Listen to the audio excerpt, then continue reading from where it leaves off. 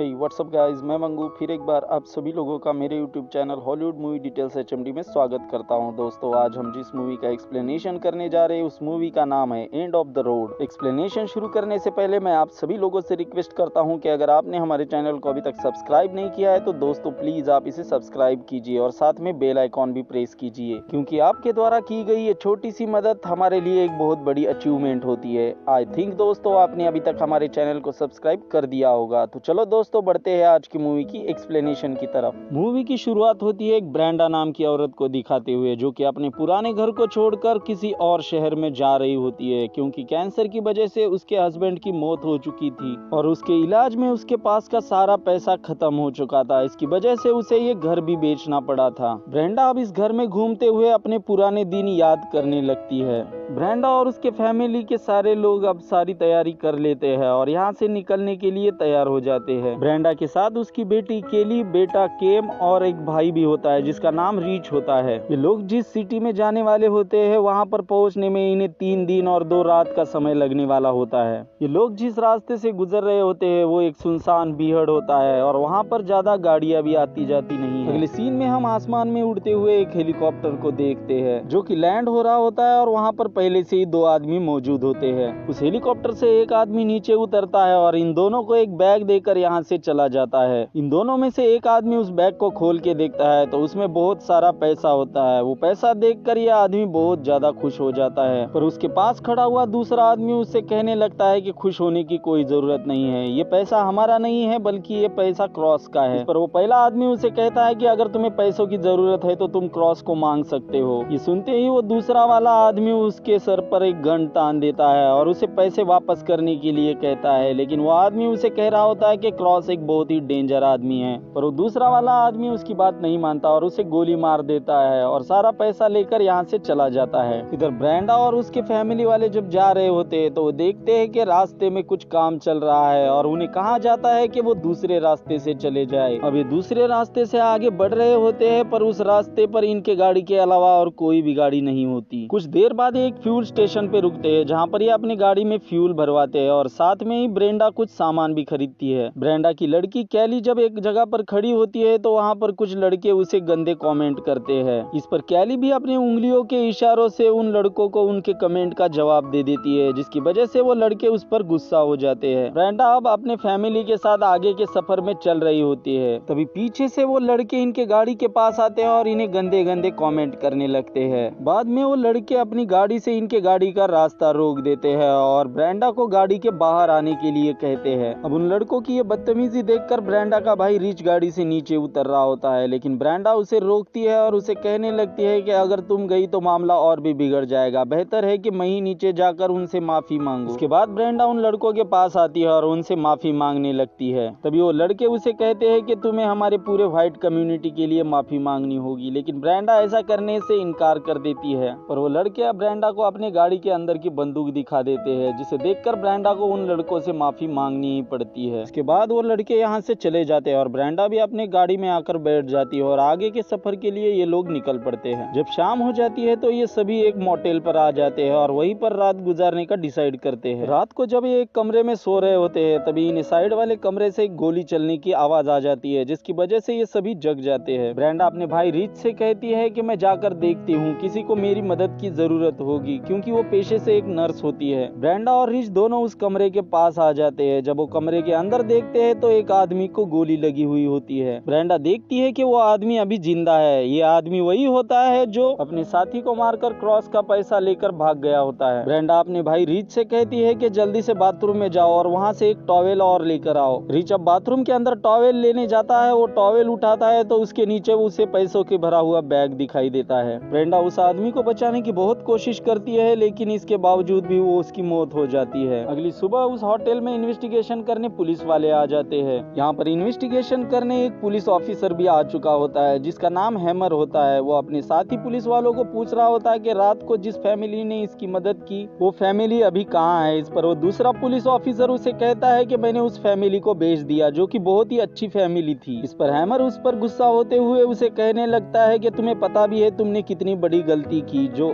आदमी यहाँ पर मरा हुआ है उसे क्रॉस ने मारा है और क्रॉस उस फैमिली को भी मार देगा। हैमर उस ऑफिसर से ब्रेंडा का नंबर नंबर मांगता है और वो ऑफिसर उसे ब्रेंडा का नंबर दे देता है। इधर ब्रेंडा अपने फैमिली के साथ आगे के सफर के लिए जा रही होती है, तभी रास्ते में उसे हैमर का फोन आ जाता है जो उसे कह रहा होता है कि तुम्हें क्रॉस से खतरा है, तुम्हें वापस हमारे पास आना होगा, नहीं तो क्रॉस तुम्हें और तुम्हारे फैमिली को नुकसान पहुंचा सकता है। पर ब्रेंडा उसे कहती है कि वो और उसकी फैमिली इस लफड़े में नहीं पड़ना चाहती, उसका जो काम था नर्स होने के नाते उसने वो कर दिया है, और वो फोन काट देती है। ब्रेंडा को एक और कॉल आ जाता है जो आदमी कह रहा होता है कि वो क्रॉस का आदमी है और उसे पैसे मांग रहा होता है, लेकिन ब्रेंडा उसे कहती है कि उसके पास कोई भी पैसा नहीं है। इस पर वो आदमी उसे धमकी दे देता है कि वो उसको और उसकी फैमिली को मार देगा। इस पर ब्रेंडा भी बहुत गुस्सा हो जाती है और उस आदमी को गालियां देकर फोन को कट कर देती है। रास्ते में एक जगह पर ब्रेक लेने के लिए रुक जाते हैं, जहाँ पर रीच अपनी बहन को उस कमरे से निकलते समय पैसों से उठाया हुआ बैग दिखाता है और उसे कहने लगता है कि अब ये सारा पैसा हमारा है। पर ब्रेंडा उसे कह रही होती है कि ये पैसा हमारा नहीं है, पैसा जिसका है उसे हमें वापस देना होगा, नहीं तो वो हमारे फैमिली को नुकसान पहुंचा सकता है। इसके बाद वो उस आदमी को कॉल करने लगती है जिसने पैसों के लिए इसे कॉल किया था। वो उसे कहने लगती है कि तुम्हारा पैसा मेरे पास है, लेकिन ये पैसा मैं तुम्हें देने के लिए नहीं आ सकती, इसे मैं एक मोटेल में एक कमरे में रख दूंगी जहाँ से तुम उठा लेना। ब्रेंडा अब एक मोटेल में एक कमरा बुक करती है और वहाँ पर पैसे रखने के लिए जा रही होती है, तभी नीचे से एक औरत उसे पैसे की बैग लेते हुए दिखाई देती है। ब्रेंडा अब उस कमरे में वो बैग रख देती है और उसकी फोटो उस आदमी को भेज देती है और साथ में उसे फोन करके ये भी कहती है कि उसने उस कमरे की चाबी मैट के नीचे रख दी है। ब्रेंडा अब रास्ते से जाते समय एक म्यूजियम के पास रुकती है जहाँ पर वो प्रोग्राम देखने लगती है, जहाँ पर उसे फिर एक बार उस आदमी का फोन आता है जो उसे कह रहा होता है कि तुम्हारे पैसे हमें नहीं मिले, अगर तुमने पैसे नहीं ला कर दिए तो हम तुम्हारे बच्चे को मार देंगे क्योंकि तुम्हारा बच्चा हमारे पास है। ब्रेंडा और रीच सारे म्यूजियम में केम को ढूंढने लगते हैं, लेकिन केम उन्हें कहीं भी नहीं मिलता। इसके बाद ब्रेंडा अब अकेली ही उस मोटेल की तरफ बैग ढूंढने के लिए निकल पड़ती है। ब्रेंडा अब उस कमरे में आकर बैग को ढूंढने लगती है, लेकिन उसे बैग कहीं भी नहीं मिलता, जिसकी वजह से वो बहुत ही ज्यादा परेशान हो जाती है और वो अपने आप को शांत करने लगती है। तभी एक औरत के हाथ में उसे वो बैग दिखाई देता है जो कि यहाँ से लेके जा रही होती है। ब्रेंडा अब अपनी गाड़ी से उस औरत का पीछा करने लगती है और वो औरत रुक नहीं रही होती है। ब्रेंडा जिस औरत के गाड़ी का पीछा कर रही होती है वो गाड़ी जाकर पलट जाती है।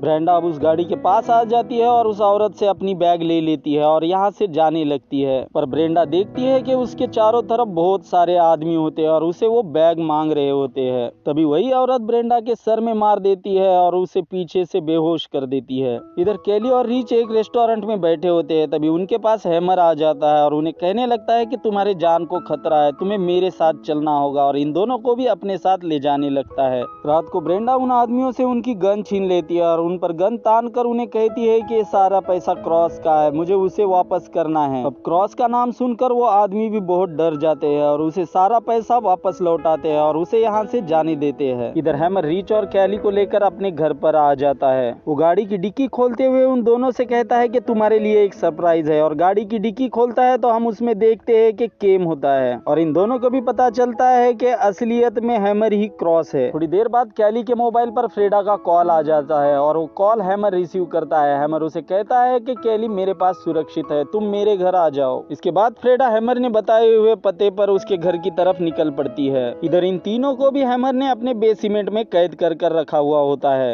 हैमर जब वापस बेसमेंट में इन तीनों के पास आता है तो ये तीनों भी हैमर पर अटैक कर देते हैं और उसे ही बेसमेंट में कैद कर यहाँ से बाहर चले जाते हैं। इसके बाद ये तीनों वहाँ से भाग रहे होते हैं, लेकिन ऊपर वाले कमरे में हैमर की पत्नी इन्हें रोकती है और ये तीनों मिलकर उसके पत्नी को भी बेसमेंट में कैद करते हैं और यहाँ से भाग जाते हैं। रास्ते में इन्हें फ्रेडा भी मिल जाती है और ये तीनों फ्रेडा को सारी सच्चाई बता देते हैं। इधर हैमर और उसकी पत्नी बेसमेंट का दरवाजा तोड़ देते हैं और उन लोगों का पीछा करने के लिए यहाँ से निकल जाते हैं। अभी ये चारों भी अपनी गाड़ी में बैठकर यहाँ से जा रहे होते हैं, तभी पीछे से हैमर अपनी पत्नी को लेकर उनके गाड़ी का पीछा करने लगता है। साथ ही में हैमर अपनी गन से इन पर गोलियां भी चला रहा होता है। ये देखकर फ्रेडा उस बैग को नीचे फेंकने लगती है, लेकिन बैग के साथ साथ वो भी नीचे गिर जाती है। फ्रेडा अब उनके गाड़ी के सामने बैठी होती है और हैमर उस पर गन तान रहा होता है। अभी वो फ्रेडा को मारने के लिए तेजी से उसकी तरफ गाड़ी बढ़ा रहा होता है, लेकिन फ्रेडा अपने पास का एक एक्सप्लोजिव उसके गाड़ी के अंदर फेंक देती है, जिसकी वजह से हैमर की गाड़ी एक पेड़ से टकरा जाती है और इसमें उन दोनों की भी मौत हो जाती है। अगले सीन में हम देखते हैं कि फ्रेडा अपने भाई और बच्चों के साथ एक रेस्टोरेंट में खाना खा रही होती है, जहाँ पर फ्रेडा अपने भाई से कहते हैं कि जरूर तुम मुझसे कुछ छुपा रहे हो। इस पर उसका भाई कहता है कि मैं तुमसे कुछ कुछ नहीं छुपा रहा हूँ। फ्रेडा उसे कहती है क्या तुमने कुछ पैसे निकाल के लिए हैं? इस पर उसका भाई रिच अपने जेब से बहुत सारे पैसे निकाल कर उस टेबल पर रखता है जो कि उसने उस बैग से निकाल कर लिए थे। फ्रेडा उसे कहती है कि ये पैसे हमारे नहीं है, हमें ये पैसे वापस करने होंगे। इस पर रिच उसे कहता है कि ठीक है हम ये पैसे वापस करेंगे, पर ये तो बताओ हम ये पैसे वापस किसे करेंगे। अब इस बात का जवाब फ्रेडा के भी पास नहीं होता और अपने बच्चों के बार बार कहने पर वो आखिर में मान जाती है कि ये पैसा वो रखेंगे और यहीं पर ये मूवी खत्म हो जाती है। दोस्तों अगर आपने हमारे चैनल को अभी